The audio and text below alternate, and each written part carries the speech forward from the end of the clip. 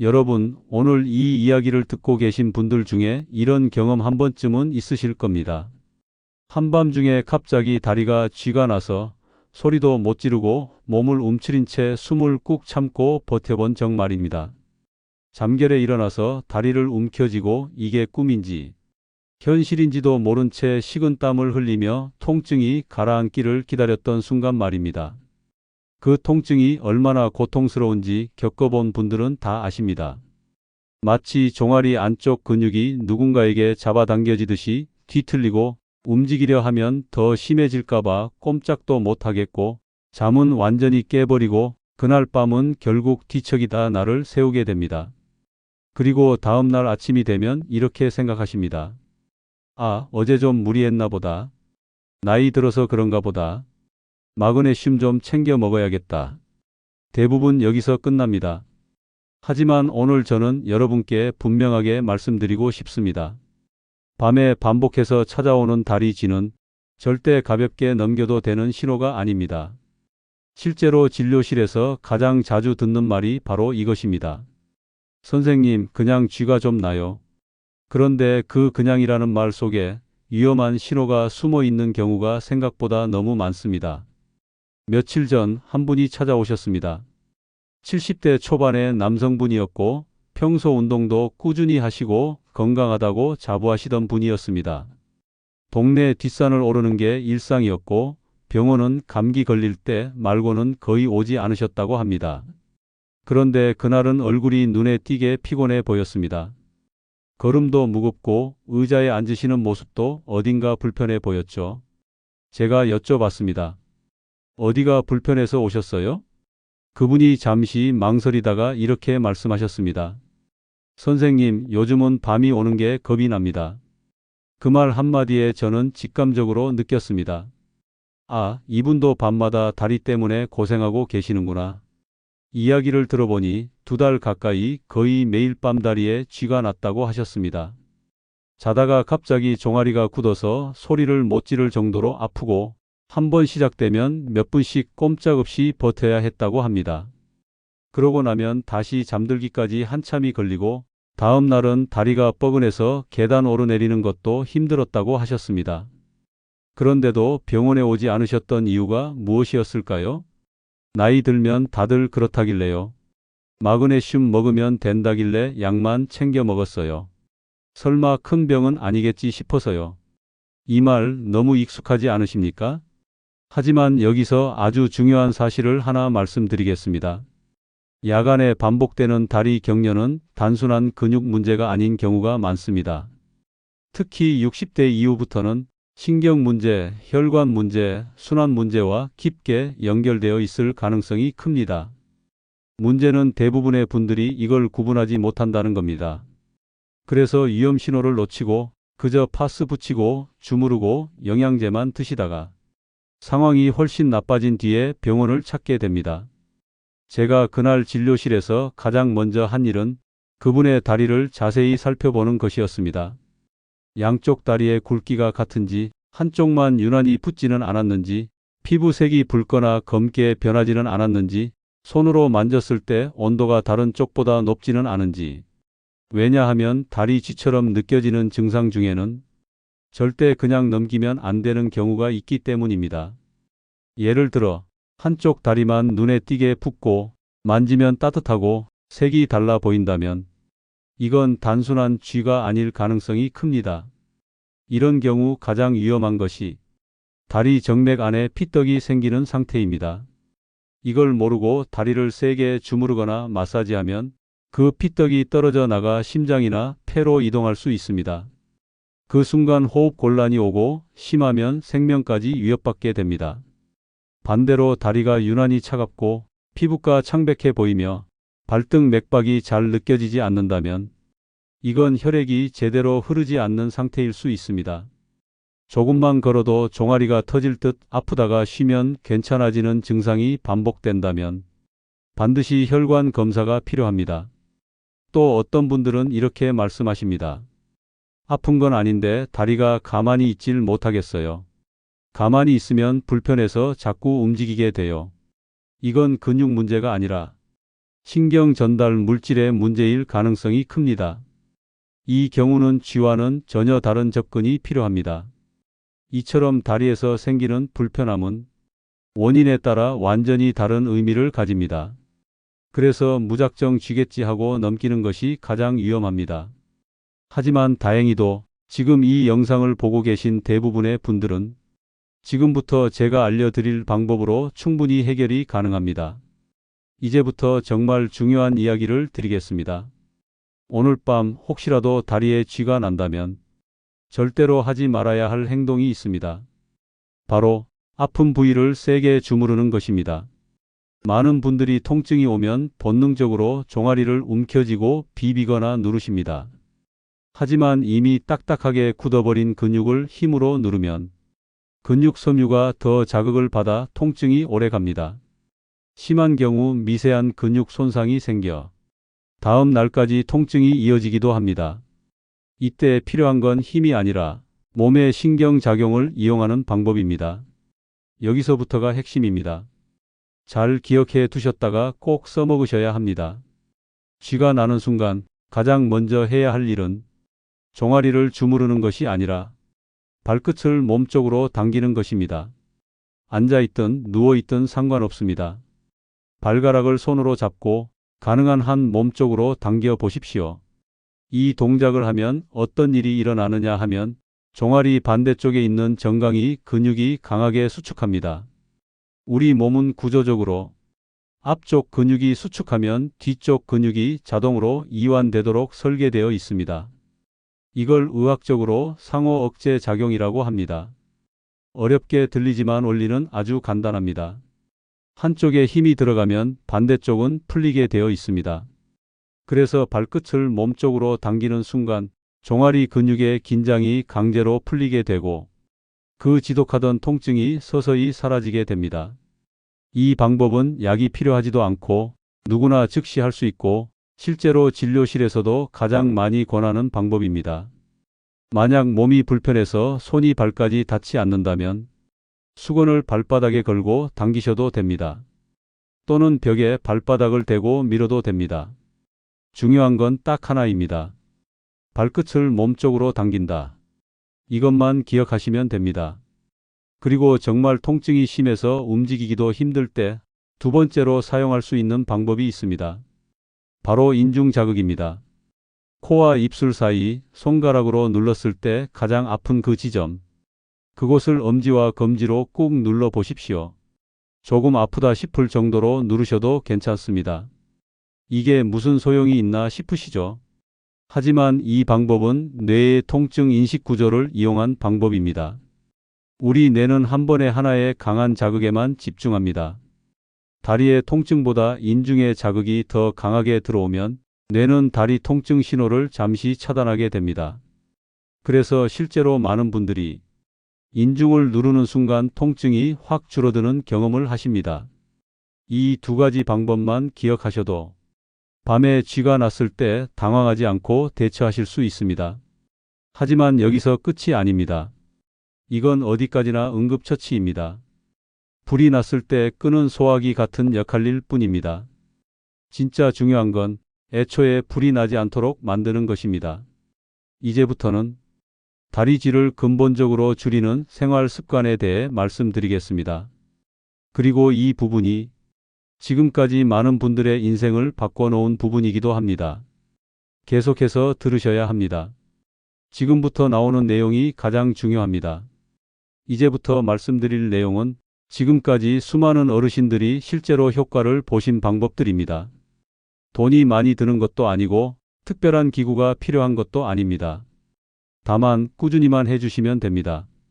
먼저 가장 많이 오해하시는 부분부터 짚고 가겠습니다. 다리에 쥐가 나면 대부분 가장 먼저 떠올리는 것이 마그네슘입니다. 그래서 약국에 가서 마그네슘부터 사오시는 분들이 정말 많습니다. 물론 마그네슘이 전혀 필요 없는 건 아닙니다. 하지만 문제는 야간 다리 경련의 대부분이 마그네슘 부족 때문이 아니라는 데 있습니다. 특히 나이가 들수록 근육보다 먼저 노화되는 것은 바로 신경입니다. 신경이 예민해지고 신호 전달이 불안정해지면 근육은 괜히 수축했다 풀렸다를 반복하게 됩니다. 그래서 어떤 분들은 마그네슘을 몇 달씩 드셔도 전혀 효과를 못 느끼는 경우가 많습니다. 오히려 속만 더부룩해지고 설사만 하는 경우도 있습니다. 이럴 때 정말 중요한 영양소가 하나 있습니다. 바로 비타민 B군입니다. 특히 비타민 B1과 비타민 B12입니다. 이 두 가지는 신경세포의 껍질을 보호해주는 역할을 합니다. 전선으로 치면 피복 같은 역할을 하는 겁니다. 이게 약해지면 신호가 새고 엉뚱한 자극이 전달됩니다. 그래서 다리가 자주 저리거나 자다가 쥐가 나거나 근육이 이유 없이 뻣뻣해지는 분들은 마그네슘보다 비타민 B가 훨씬 중요할 수 있습니다. 실제로 제가 진료실에서 많이 보는 경우가 이렇습니다. 마그네슘은 꼬박꼬박 챙겨 드시는데 비타민 B는 전혀 안 드시는 분들, 이런 분들은 쥐가 잘 납니다. 그리고 또 하나 중요한 게 있습니다. 바로 타우린입니다. 타우린은 흔히 피로회복 음료에 들어있는 성분으로 알려져 있지만 사실은 근육과 신경을 안정시키는데 아주 중요한 역할을 합니다. 특히 나이가 들수록 체내에서 만드는 양이 급격히 줄어듭니다. 타우린이 부족하면 근육이 쉽게 긴장하고 조금만 피로해도 경련이 잘 생깁니다. 이 타우린은 따로 비싼 약을 먹지 않아도 됩니다. 오징어, 문어, 조개 같은 해산물에 아주 풍부하게 들어 있습니다. 일주일에 두세 번 정도만 이런 음식을 드셔도 충분합니다. 그런데 여기서 많은 분들이 놓치는 것이 하나 더 있습니다. 바로 잠잘 때의 자세입니다. 이 부분은 정말 중요합니다. 제가 환자분들께 가장 많이 강조하는 부분이기도 합니다. 여러분, 잠잘 때 이불을 어떻게 덮고 주무십니까? 특히 겨울철에는 무거운 이불을 덮고 주무시는 분들이 많습니다. 그런데 이 무거운 이불이 발등을 눌러서 발끝이 아래로 쭉 향하게 만드는 경우가 많습니다. 이 자세가 바로 다리 쥐를 부르는 가장 대표적인 자세입니다. 발끝이 아래로 향하면 종아리 근육은 밤새 수축된 상태로 유지됩니다. 거기에 신경이 한 번만 잘못 반응해도 바로 쥐가 나는 겁니다. 그래서 저는 항상 이렇게 말씀드립니다. 잠자기 전에 발목 아래에 작은 쿠션이나 수건을 하나 받치세요. 발이 약간 위로 올라오게 만드는 것만으로도 근육이 훨씬 편안해집니다. 이것만 해도 쥐가 나는 빈도가 눈에 띄게 줄어듭니다. 그리고 또 하나, 잠들기 전에 반드시 해주셔야 할 동작이 있습니다. 아주 간단합니다. 침대에 누운 상태에서 발끝을 몸쪽으로 당겼다가 풀기를 10번만 반복해 주세요. 힘을 줄 필요도 없습니다. 천천히 숨 쉬면서 해주시면 됩니다. 이 동작은 하루 종일 긴장돼 있던 종아리 근육을 풀어주고 신경에 이제 쉬어도 된다는 신호를 보내는 역할을 합니다. 이 습관을 들인 분들은 정말로 밤에 쥐가 나는 횟수가 눈에 띄게 줄어듭니다. 그리고 한 가지 더 말씀드리고 싶은 게 있습니다. 많은 분들이 놓치는 부분인데 수분 섭취입니다. 어르신들 중에는 밤에 화장실 가기 싫어서 저녁 이후에는 물을 거의 안 드시는 분들이 많습니다. 그런데 체내 수분이 부족해지면 혈액이 끈적해지고 근육과 신경에 전달되는 전해질 균형이 깨집니다. 그 결과가 바로 근육 경련입니다. 물론 자기 직전에 물을 많이 드실 필요는 없습니다. 하지만 저녁 식사 후부터 잠들기 전까지 한두 컵 정도는 천천히 나눠서 드시는 것이 좋습니다. 여기까지 잘 들으셨다면 이제 전체를 한번 정리해 드리겠습니다. 첫째, 밤에 다리 쥐가 난다고 해서 무조건 나이 탓으로 돌리지 마십시오. 한쪽만 붓거나 열이 나거나 차갑거나 맥박이 안 느껴지면 그건 반드시 병원에 가셔야 합니다. 둘째, 쥐가 났을 때는 주무르지 말고 발끝을 몸쪽으로 당기고 필요하면 인중을 눌러 신경을 분산시키십시오. 셋째, 마그네슘만 믿지 말고 비타민 B군과 타우린을 함께 챙기십시오. 넷째, 잠잘 때 발목 아래 쿠션 하나, 그리고 자기 전 스트레칭 10번. 이것만으로도 큰 차이가 납니다.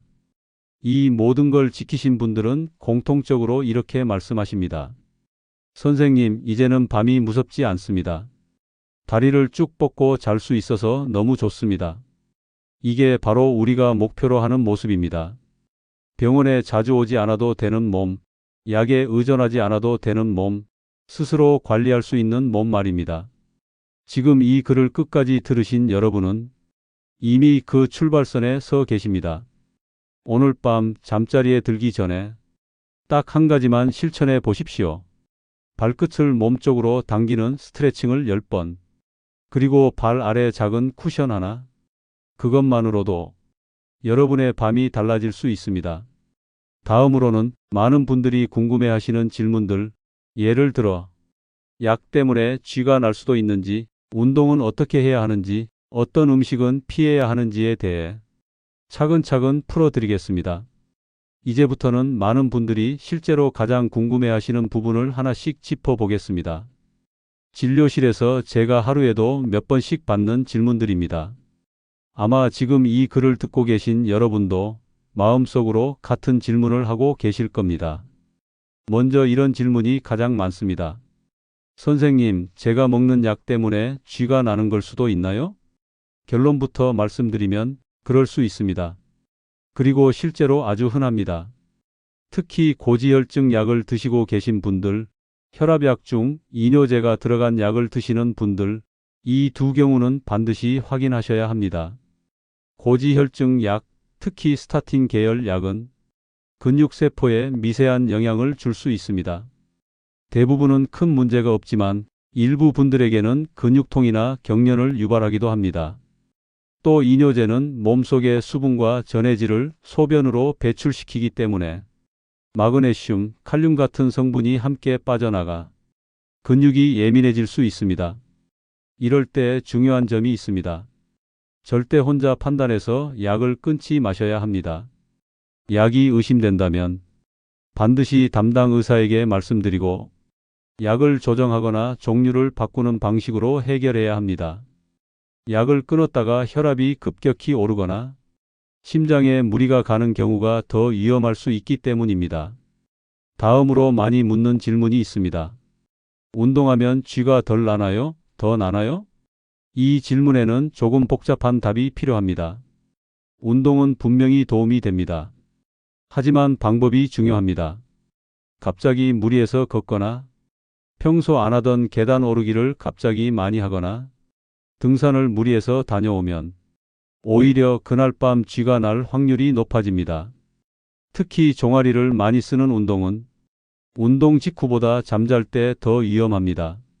왜냐하면 운동으로 긴장된 근육이 수면 중에 갑자기 이완되면서 경련이 생기기 때문입니다.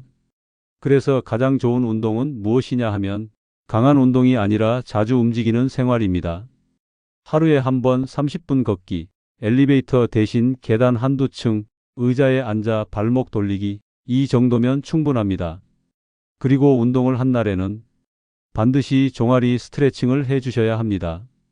이걸 안 하시면 오히려 쥐가 날 확률이 높아집니다. 또 하나 많이 물어보시는 게 있습니다. 물 많이 마시면 밤에 화장실 가야 해서 불편한데요? 맞습니다. 그래서 타이밍이 중요합니다. 아침, 점심, 오후에는 충분히 물을 드시고 저녁 이후에는 조금씩 나눠 드시는 게 좋습니다. 잠들기 직전에 한 컵을 들이키는 것보다는 저녁 6시쯤부터 천천히 드시는 게 훨씬 낫습니다. 그리고 커피나 녹차처럼 이뇨 작용이 있는 음료는 저녁 이후에는 피하시는 게 좋습니다. 이런 음료들은 오히려 수분을 빼앗아 근육을 더 예민하게 만듭니다. 이제 가장 중요한 이야기를 드리겠습니다. 많은 분들이 절대 생각하지 못하는 부분입니다. 바로 다리 쥐는 습관의 병이라는 사실입니다. 어느 날 갑자기 생긴 것 같지만 사실은 몇 달, 몇 년 동안 쌓여온 생활 습관의 결과입니다. 잠버릇, 자세, 식습관, 활동량, 수분 섭취, 이 모든 것이 조금씩 어긋나면서 어느 순간 한계에 도달하는 겁니다. 그래서 단순히 어제 쥐가 났다가 아니라 내 몸이 이제 경고를 보내는구나라고 생각하셔야 합니다. 제가 아까 말씀드린 그 어르신 이야기를 조금 더 해드리겠습니다. 그분은 처음에 저를 찾아오셨을 때만 해도 이거 고칠 수 있겠습니까? 라고 조심스럽게 물으셨습니다. 밤마다 쥐가 나서 잠을 제대로 못 잔 지가 2달이 넘었기 때문입니다. 하지만 생활 습관을 하나씩 바꾸고 제가 알려드린 방법을 그대로 실천하신 뒤 약 1달 정도 지나서 다시 오셨을 때 표정이 완전히 달라져 있었습니다. 선생님, 요즘은 자다가 깨는 일이 거의 없어요. 아내가 먼저 놀라더라고요. 밤에 뒤척이지 않는다고. 그분이 하신 건 특별한 게 아니었습니다. 마그네슘 끊고 비타민 B 챙기고 잠들기 전 스트레칭하고 이불 바꾸고 발 아래 쿠션 하나 둔 것뿐이었습니다. 그런데도 결과는 완전히 달라졌습니다. 이게 바로 생활 관리의 힘입니다. 여러분도 충분히 가능합니다. 이미 지금 이 글을 끝까지 듣고 계시다는 것 자체가 몸을 돌볼 준비가 되어 있다는 뜻입니다. 이제 마지막으로 오늘 이야기를 한 번에 정리해 드리겠습니다. 첫째, 밤에 반복되는 다리 쥐는 절대 가볍게 넘기지 마십시오. 둘째, 한쪽만 붓거나 뜨겁거나 차갑다면 즉시 병원에 가셔야 합니다. 셋째, 쥐가 나면 주무르지 말고 발끝을 몸쪽으로 당기십시오. 넷째, 비타민 B와 타우린을 챙기고 잠들기 전 스트레칭을 하십시오. 다섯째, 무거운 이불은 피하고 발 아래 쿠션을 놓으십시오. 이 5가지만 지켜도 여러분의 밤은 지금보다 훨씬 편안해질 것입니다. 마지막으로 한 말씀만 더 드리겠습니다. 건강은 어느 날 갑자기 무너지는 것이 아닙니다. 작은 신호를 무시하고 조금 불편한 걸 참고 넘기다 보면 어느 순간 큰 병으로 돌아옵니다. 하지만 반대로 오늘처럼 작은 신호를 알아차리고 지금부터라도 관리하기 시작하면 몸은 언제든 다시 회복할 수 있습니다. 오늘 밤 다리를 쭉 뻗고 편안히 주무시길 바랍니다. 그리고 내일 아침 조금 더 가벼운 몸으로 일어나시길 진심으로 바랍니다.